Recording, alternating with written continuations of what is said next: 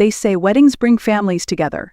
But for Lillian Rhodes, her son's wedding became the moment she realized she had already been gently, quietly erased. Lillian was 70, a retired art teacher living in a small lakeside town in Vermont. Her husband, Henry, had passed away 6 winters earlier. Since then, her world had grown smaller. Morning tea, the daily crossword, a stubborn rose bush she trimmed with more love than it probably deserved. When her son Nathan called to say he was getting married, her heart flickered with hope. Maybe this would bring them closer again. She offered to help with the rehearsal dinner, maybe bake that banana bread Nathan used to love. He chuckled, said it was sweet, but no need. Claire and I have it handled, he added. That was the first sign. But Lillian held on to hope. She pulled out the pink dress she had been saving for years, ironed her soft blue cardigan with the pearl buttons, baked a fresh loaf of banana bread, wrapped in linen. She arrived early to the wedding, like always.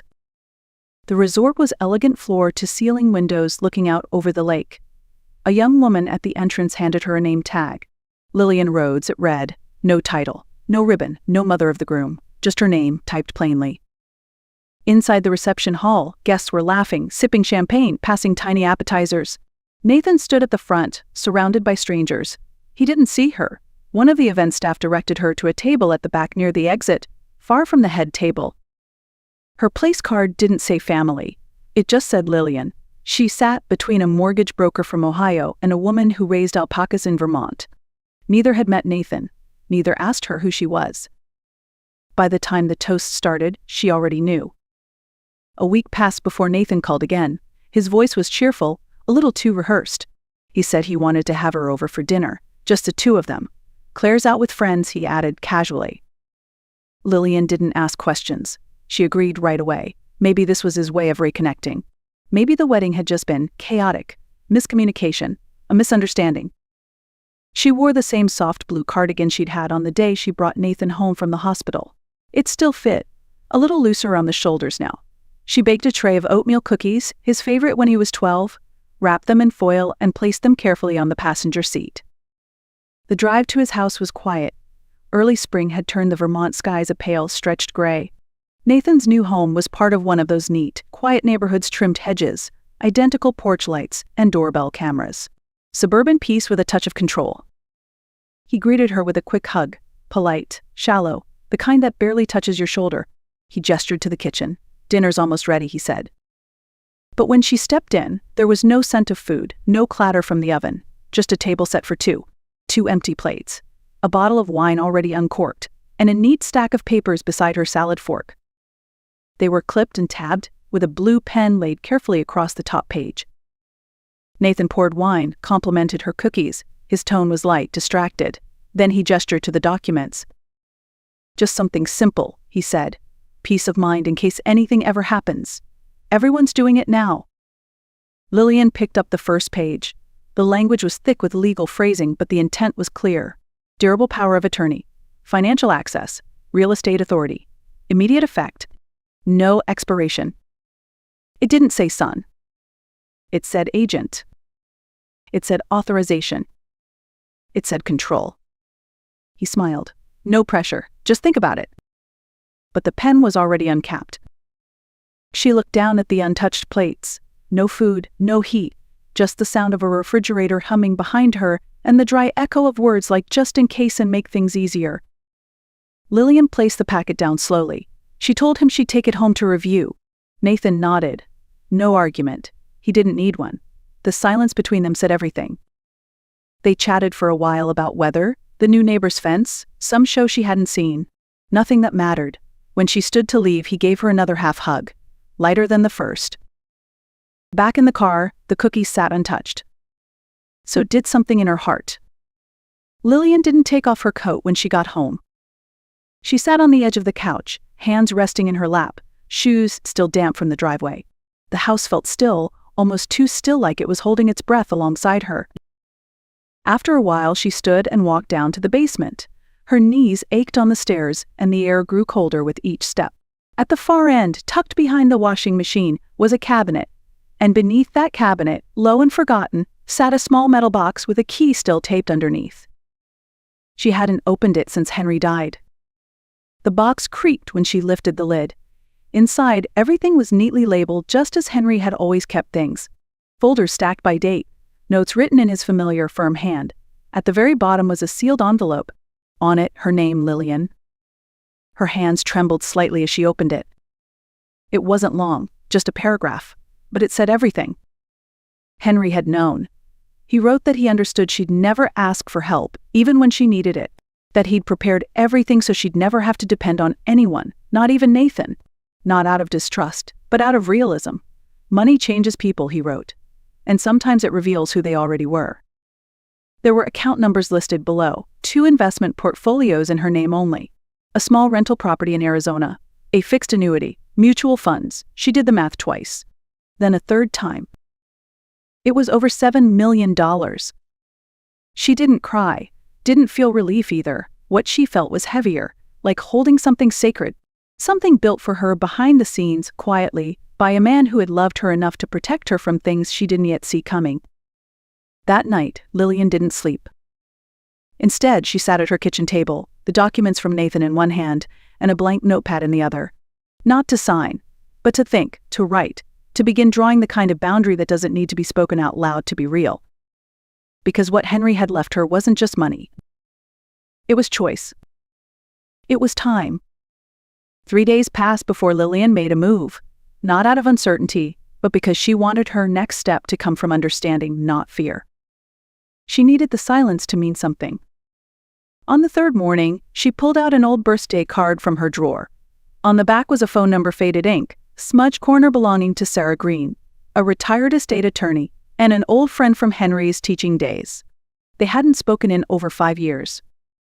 Lillian called. Sarah picked up on the second ring. Her voice was older, raspier, but steady. Lillian explained everything what happened at the wedding, the dinner, the papers, Henry's letter. Sarah didn't interrupt. She just listened. Then she said, "Come by tomorrow. We'll figure it out. No judgment. Just coffee and clarity." Lillian arrived at Sarah's house the next afternoon. The place smelled like cinnamon and old books. They sat at the kitchen table, 2 mugs of tea between them. Lillian handed her the manila envelope with Henry's documents. Sarah read every line like someone who had seen too many people sign things too late. When she finished, she looked up and said, "You have more power than you realize." The accounts were secure. The assets were legally airtight, but only if Lillian kept them that way. Sarah suggested a private trust revocable, controlled solely by Lillian, with no one else named unless she chose to. She also recommended a strict medical clause. Any future shift of authority would require 2 independent doctors to verify cognitive incapacity. No single person, no convenient signature. Lillian nodded. "Do it," she said. Sarah asked gently, "Anyone you'd like to name as a successor trustee?" Lillian paused, then answered, "No one, not yet, maybe never." With that, they rewrote everything. The portfolios were moved under the trust, the property retitled, access locked down, with conditions no one could manipulate. When Sarah slid the final documents across the table, Lillian signed slowly, deliberately. Not out of hesitation, but because this wasn't just paperwork. It was the beginning of a boundary. A boundary she should have drawn years ago. Each signature felt like a declaration. I am not a convenience. I am not your fallback. I am not yours to manage. When they finished, Sarah handed her a thick folder. "Keep it somewhere easy to reach," she said, "but not obvious." Later that evening, Lillian slid the folder into a narrow space behind a box of dishwasher pots beneath the kitchen sink. No one ever touched them. And that was the point. As she went to bed that night, the air outside was still and sharp, but inside, something had shifted. Not lighter, not exactly. Sharper, like the edge of something long buried finally coming into focus. Part 5, the second dinner. Word count, 560. The invitation came by text. Nathan said he wanted to try again. A proper dinner this time. No pressure, no paperwork. Just the 2 of them, like old times. Lillian waited a few hours before replying. Then she typed one word, "sure." What she didn't tell him was that she wouldn't be coming alone. Sarah agreed to meet her a block away, parking discreetly across the street. They had a quiet plan. Lillian would go in alone, but if anything felt off, Sarah would come to the door. But Lillian wasn't nervous. Not anymore. She had learned what it meant to be still without being soft. Nathan opened the door with a familiar grin. He wore a button-down shirt, no shoes, like he was trying to conjure the boy who used to run barefoot through their old kitchen. The house smelled of roasted vegetables and garlic. The table was set, this time with actual food. Bread, salad, plates warmed. Everything looked thoughtful. Almost convincing. They made small talk. He asked if she'd been reading anything good lately. She mentioned a mystery novel she'd picked up at the library. He nodded but didn't ask what it was about. His eyes kept shifting toward a side table where another stack of documents waited, clipped neatly with a paperweight on top. Eventually, he reached for them. His tone changed slower, gentler, but still rehearsed. He said a friend in elder law had recommended something simpler. Nothing binding. Just a provisional agreement, to help keep things smooth. He slid the new stack across the table. Lillian didn't reach for them. Instead, she opened her bag and pulled out a folded document of her own. She placed it on top of his papers without a word. Just the sound of paper touching paper. Then she took a sip of water and waited. Nathan looked confused. He unfolded it. His expression changed slowly, like someone realizing the game had already ended. It was a formal trust execution notice, signed, final. All assets moved to a private trust. Revocable only by Lillian. His face didn't twist in anger, just tightened around the edges, like someone chewing a taste they hadn't expected. Lillian spoke calmly. She said she appreciated his concern. She understood that planning for the future was important, that life was uncertain. But her plans were already made. And they were hers. Nathan asked if she had spoken to someone. She nodded. A friend, someone who understands how to be prepared without being pressured. Silence followed. Then a soft knock at the door. Sarah stepped in with practiced ease, greeted Nathan kindly, and introduced herself. Then she turned to Lillian. Ready? Lillian stood, collected her coat, thanked Nathan for dinner, and walked out the door without looking back. Outside, the breeze caught at her scarf. She didn't shiver. She exhaled. And with that breath, something heavy let go. The next morning was colder than the forecast had promised. Lillian stood at the window, toast untouched, a glass of orange juice sweating beside her. Her phone buzzed once on the counter. A message from Nathan. Just one line. You made this harder than it had to be. No hello, no name, no apology, just those words. She stared at the screen for a long time before placing the phone face down. There was no follow-up, no second text, no moment of reflection or understanding, and somehow, that silence said more than any argument could. Later that day, a second message arrived, this time from Claire. It was longer, more polished. She said she was sorry things had become tense, that they were only trying to plan responsibly. She hoped Lillian knew how much they respected her. Then she wrote something that lingered.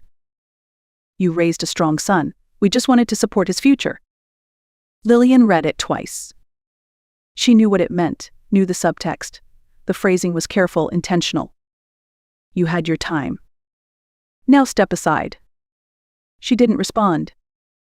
Instead, she opened a drawer and pulled out a stack of old photo albums. She hadn't touched them in years. As she flipped through the pages, her hands moved slowly, like brushing dust off memory. There was Nathan, 5 years old, holding a toy truck on Christmas morning, his cheeks red from playing in the snow, his smile wide enough to count the gaps in his teeth. Once, that smile had been her reason for everything. But now, looking at it, she saw something she hadn't before. Not just a boy. But a boy who had learned without even asking that things would be handed to him. That love looked like sacrifice, and sacrifice had no boundaries. She and Henry had made sure of it, not because Nathan demanded, but because they gave too much without asking for anything back. That night, she scrolled through old texts, messages from years ago, photos from birthdays, holidays, blurry images of their old dog curled up on the porch. Nathan used to write, "Love you," with 2 exclamation marks. Now he sent ultimatums. She began deleting the messages one by one, not in anger, but in acknowledgement. She stopped only at a short video, Nathan at 10 holding a flashlight under his chin, telling a scary story while her younger voice laughed in the background. She watched it twice. Then she closed her phone. Not everything needs a reply. Some things just need to be released. Lillian moved at the end of February, just before the last snow melted into slush and mud. Her new house wasn't far from the old one still near the lake, but tucked deeper into a quieter street. Smaller, older, the kind of place with a crooked mailbox and shutters that rattled when the wind pushed off the water. It didn't have space to host dinner parties, no extra rooms, no grand views. But it felt right. It felt like a house waiting for someone who no longer needed space to entertain, just space to exhale. She didn't bring much, only what mattered. A framed photo of Henry on the bookshelf, a few smudged recipe cards, her favorite chipped blue kettle, a ceramic owl from the garden that had never scared a single bird. Most mornings she walked to the library on Main Street, not for books really, but for the quiet, the sound of pages turning, the weight of time spent intentionally. Eventually, she started helping out behind the front desk, nothing official, just enough to keep her hands busy, to remind herself she still had more to give, even if no one was asking. That's where she met the others. Helen, who made quilts from her husband's old flannel shirts. June, who always brought peppermint tea in a worn thermos with her late sister's initials on it. And Margot, who walked with a cane but only used it once she reached the steps. They didn't become friends all at once. There were no long stories, no painful confessions. Just nods exchanged near the same shelf. A quiet understanding that grief didn't need to be loud to be shared. And when spring came, they planted a garden behind the library. Tomatoes, basil, sunflowers. They called it the quiet, quiet corner. Because not everything that grows needs to be seen to be known. It was a Saturday morning when she saw him again. Lillian had just finished sweeping her front porch. The wind still carried the last chill of winter, but sunlight had finally broken through the clouds. She was about to go inside to make coffee when she noticed a car parked quietly at the curb. It wasn't a delivery, not a neighbor. Just Nathan. He sat behind the wheel for a while, engine off, staring straight ahead. Then, slowly, he stepped out. No suit, no polished shoes. Just a gray hoodie and jeans. His posture had changed, shoulders slumped, like someone who had been carrying a weight he didn't know how to name. He didn't walk up right away. He sat on the porch steps like he used to when he was young, when he'd wait for dinner or cool off after running barefoot through the yard. In his hand was a plain white envelope. Lillian opened the door and stood still for a moment. Then she walked down and stopped a few feet from him. He looked up. His eyes were the same, but quieter. "I'm sorry," he said. She didn't speak. "I got overwhelmed. I let the wrong things matter more than they should have." He held up the envelope. "I don't expect anything. I just wanted you to know I see it now, what I did, what it cost." Lillian didn't reach for it, not yet. Instead, she sat down on the step, not close but not far either, just enough space for the wood to creak under both of them.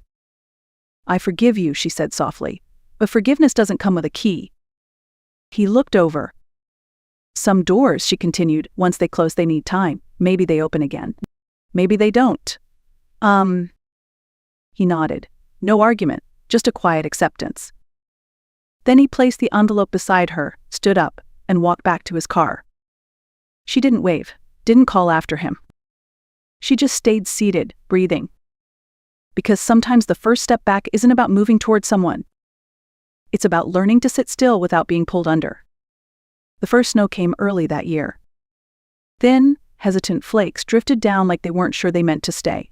Lillian watched from the kitchen window, the way she used to watch Nathan waiting for the school bus, coat too big, backpack slipping off one shoulder, waving at her like he'd never outgrow it. The house felt quiet, but not empty, still, earned.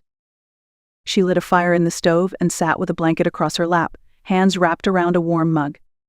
No music, no TV, just the hum of the furnace and the sound of snow meeting window. She didn't feel joy exactly. But there was peace. A peace that didn't come from fixing everything. A peace that came from knowing deep in her bones that she didn't have to anymore. Later that afternoon, she found herself reaching for a notepad. She didn't write to Nathan. She didn't write to Henry. She wrote to the woman she used to be. The one who believed love always meant saying yes. The one who thought being quiet kept things safe. the one who made herself small so others could feel tall. Lillian told her gently that she had done enough. That carrying everything alone wasn't proof of strength, but of exhaustion. That it was okay to sit down now. That she was allowed to stop waiting for permission. She folded the letter carefully and tucked it between the pages of a book she no longer planned to finish. Some stories don't need endings. They just need release. That evening, she baked a small cake, just one layer, just enough. She lit a candle in the center and sat alone at the table. No singing, no clapping, no phone camera recording the moment. Just Lillian, just stillness. She closed her eyes and made a wish that wasn't for anyone else. It was for herself. Her own beginning. Her own quiet. Her own life, finally lived without needing to explain it. When she opened her eyes and blew out the flame, the room didn't feel silent. It felt earned. If this story touched something quiet in you, something you haven't said out loud in years, just know, you're not alone. Maybe you've spent your life making space for others. Maybe you've stayed silent to keep the peace, even when the silence chipped away at your sense of self. Maybe you've been told that love means giving without limit, that speaking up is selfish, that aging quietly is dignity. But let me tell you something, there's nothing louder than a woman who reclaims her voice. Lillian's story isn't rare. It's just rarely told. And whether you're a mother, a daughter, a sister, or simply someone who's ever felt invisible, know this. Your boundaries are not cruelty, they are clarity. Your story doesn't need permission. And your strength doesn't have to look like shouting to be real. If you've ever walked away from something that wanted to claim you, only to find your own voice waiting on the other side, I hope you carry that voice gently. Because it's yours. If this story meant something to you, consider leaving a comment below. Sometimes being heard is the first step back to being whole. And if you think someone else needs this story, someone who's still sitting at the edge of their own silence, share it with them. Because quiet doesn't mean weak. And walking away doesn't mean giving up. It can mean finally coming home,